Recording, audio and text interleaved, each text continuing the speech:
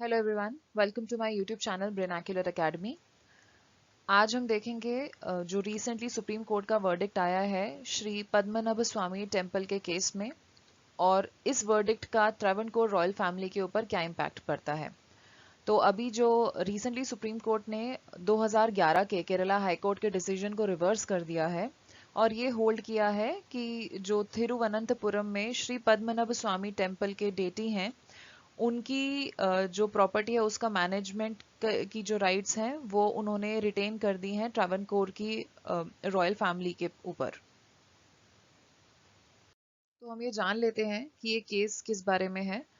तो यहाँ पर जो सेंट्रल क्वेश्चन था, जो मेन क्वेश्चन था, वो ये था कि ट्रावनकोर के जो लास्ट रूलर थे चित्तरा तिरुनल बलराम वर्मा, उन जिनकी डेथ हो गई थी 1991 में, उनके जो छोटे भाई हैं अभी उत्तरादम तिरुनल मार्तंड वर्मा, क्या वो खुद को as ruler of Travancore claim कर सकते हैं। ये जो क्लेम है कोर्ट ने ये एग्जामिन किया था Travancore Cochin Hindu religious institutions act 1950 के हिसाब से, जो कि प्राइमरीली डील करता है इस क्लेम को ओनरशिप, कंट्रोल और जो मैनेजमेंट है श्री पद्मनाभ स्वामी टेम्पल का, उस पॉइंट ऑफ व्यू से। फिर अगला सवाल ये आता है कि 1991 से पहले पद्मनाभ स्वामी जी का जो ये टेम्पल है, इसका ओनरशिप और कंट्रोल किसके पास था। तो 1947 तक तो ट्रावनकोर और कोचिन जो प्रिंसली स्टेट्स हुआ करती थी उस वक्त, उनके अंडर जो भी टेम्पल्स आते थे उनके कंट्रोल में, वो इनडायरेक्टली कंट्रोल किए जाते थे ट्रावनकोर एंड कोचिन देवास्वम बोर्ड्स के द्वारा। फिर 1949 में इंस्ट्रूमेंट ऑफ एक्सेशन साइन किया गया था प्रिंसली स्टेट्स और गवर्नमेंट ऑफ इंडिया के बीच में।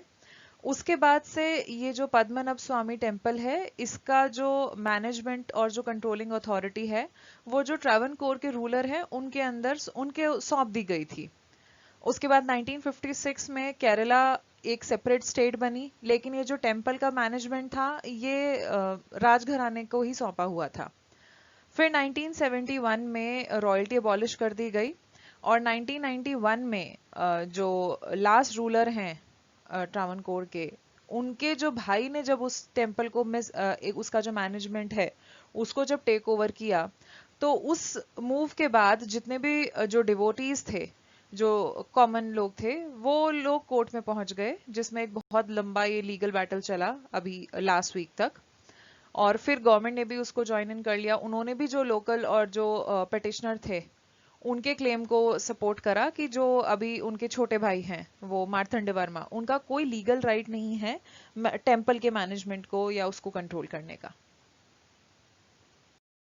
फिर अब जो अहम सवाल आता है वो ये आता है कि क्या ये जो टेम्पल है वो रॉयल फैमिली की प्रॉपर्टी है। तो इसका सीधा सीधा जवाब है नहीं। जो ये टेम्पल है इसका कैरेक्टर हमेशा से ही एक पब्लिक इंस्टीट्यूशन के तौर पे रिकॉग्नाइज किया गया था, जिसकी गवर्नेंस किसी भी स्टैच्यूट या लॉ के द्वारा होगी। यहाँ पर जो रॉयल फैमिली है उनका आर्ग्यूमेंट ये था कि जो टेम्पल का मैनेजमेंट है वो सदा सदा के लिए इन्हीं के पास रहेगा कस्टम्स के हिसाब से। हालांकि जो लास्ट रूलर थे बलराम वर्मा, वो अपने जाने से पहले एक डिटेल विल एग्जीक्यूट करके गए थे, जिसमें उन्होंने अपनी सभी पर्सनल प्रॉपर्टीज की डिटेल दी थी, लेकिन उसमें उन्होंने श्री पद्मनाभ स्वामी टेम्पल को अपनी पर्सनल प्रॉपर्टी के तौर पे नहीं मेंशन किया है, और ना ही उसका किसी और तरीके से जिक्र किया है। अब यहाँ पे सबसे अहम सवाल आता है कि जो पद्मनाभ स्वामी टेम्पल की प्रॉपर्टी है, जिसमें जो खजाने हैं वो भी आते हैं, उनका मालिकाना हक किसके पास रहेगा। और इस मालिकाना हक की एक जो कॉन्सिक्वेंस है वो ये भी रहेगी कि ये डिसीजन कौन लेगा कि जो उनके वॉल्ट्स हैं उनको खोला जाए या ना खोला जाए। तो 2007 में जो मार्तंड वर्मा हैं उन्होंने क्लेम किया था कि जो टेम्पल के जितने भी खजाने हैं वो जो राजघराना है उनकी फैमिली प्रॉपर्टी है। तो इसके अगेंस्ट काफी सूट्स फाइल किए गए थे इस क्लेम के अगेंस्ट ऑब्जेक्शन लेते हुए।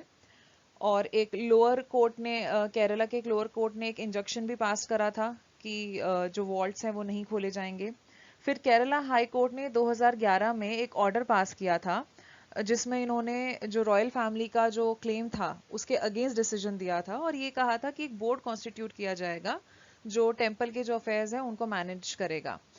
इस केरला हाई कोर्ट के जजमेंट के अगेंस्ट इमीडिएटली जो रॉयल फैमिली थी वो सुप्रीम कोर्ट गए अपील करने के लिए, और सुप्रीम कोर्ट ने हाई कोर्ट के वर्डिक्ट के ऊपर स्टे लगा दिया। अब कहने के लिए तो ये भी कहा जाता है कि जो टोटल 6 वॉल्ट्स हैं जिसमें से 5 खोले भी जा चुके हैं, उसमें से जो एक वॉल्ट बी है वो खोला नहीं गया था। तो रॉयल फैमिली का इसके ऊपर ये कहना है कि जो वॉल्ट बी है उसको एक मिथिकल कर्स है जो सराउंड करता है। अब आखिरी सवाल ये आता है कि इस डिसीजन का जो एक फाइनल इम्पैक्ट है वो क्या पड़ेगा। 2011 से जो टेम्पल है इसके जो वॉल्ट्स हैं इनको जो ओपन करने का प्रोसेस था और उससे जो खजाने मिले हैं, तो उन खजानों को मिलने की वजह से एक डिबेट स्टार्ट हो गई थी कि ये जो टेम्पल की प्रॉपर्टी है इसका मालिकाना हक किसके पास है और इसको रेगुलेट किस तरह से किया जाए और कौन करेगा। तो जैसा कि हम जानते हैं कि इंडिया एक सेक्युलर कंट्री है जिसमें सभी धर्मों को एक समान दर्जा दिया जाता है, और जो रिलीजन है उसको स्टेट के जो अफेयर्स हैं उनसे सेपरेट किया जाता है। गवर्नेंस और रिलीजन को हम सेपरेट करके चलते हैं। लेकिन जो हिंदू टेम्पल्स हैं स्पेसिफिकली, उनके जो भी एसेट्स होंगे वो या तो किसी स्टैट्यूटरी लॉ के हिसाब से गवर्न होंगे या फिर एक बोर्ड से गवर्न होंगे, और उस बोर्ड का कंट्रोल भी स्टेट गवर्नमेंट के हाथ में होगा। तो ऐसा इसलिए किया गया था क्योंकि पहले क्या होता था पुराने जमाने में कि टेम्पल्स में एक सर्टेन क्लास या कैटेगरी को एंट्री अलाउ नहीं होती थी, उसकी वजह से अनटचेबिलिटी काफी हो रही थी। तो अनटचेबिलिटी को खत्म करने के लिए ही ये डिसीजन लिया गया कि स्टेट गवर्नमेंट को हम एक टेम्पल की जो प्रॉपर्टी है उसको गवर्न करने की राइट देंगे, बिकॉज स्टेट गवर्नमेंट की जब होल्डिंग आ जाएगी उस प्रॉपर्टी पे तो वो एक पब्लिक लैंड हो जाता है। तो उस वजह से जो एक सोशल मेलेज था अनटचेबिलिटी का वो अबॉलिश किया जा सकता था। तो बस इस टॉपिक में फिलहाल इतना ही। उम्मीद करती हूँ कि आपको मेरा लेक्चर पसंद आया होगा। अगर आपको मेरा लेक्चर पसंद आया हो और आप आगे भी आने वाले समय में ऐसी वीडियोस को देखना चाहें तो मेरे YouTube चैनल ब्रिनाक्युलर एकेडमी को सब्सक्राइब करें, इस वीडियो को लाइक करें और साथ में कमेंट भी करें कि आपको ये वीडियो कैसी लगी। और साथ ही स्क्रीन पे जो बेल आइकन है उसको प्रेस करें ताकि मेरी आने वाली हर वीडियो का आपको नोटिफिकेशन मिल सके। इसके अलावा आप मुझे टेलीग्राम ऐप पर ये जो स्क्रीन पर दिया हुआ लिंक है brinacular_academy, इस पर भी फॉलो कर सकते हैं। इस टेलीग्राम चैनल पर आपको मेरे द्वारा बनाई गई हर यूट्यूब वीडियो लेक्चर का PDF मिल जाएगा। तो आज के लिए बस इतना ही। Thanks for watching and I will see you in the next video. Till then, bye bye.